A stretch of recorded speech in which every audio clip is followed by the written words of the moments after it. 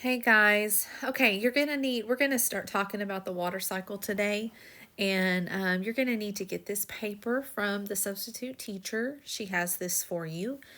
We've done papers like this before. So what I want you to do is I want you to fold it and I want you to put it into your science journal. And then once you've got it glued into your science journal, you are going to fill in the blanks using this page right here. Okay, you can start and stop the video as much as you need to. I want you to read through it. I want you to look at the water cycle, look at the different steps when it comes to modeling the water cycle.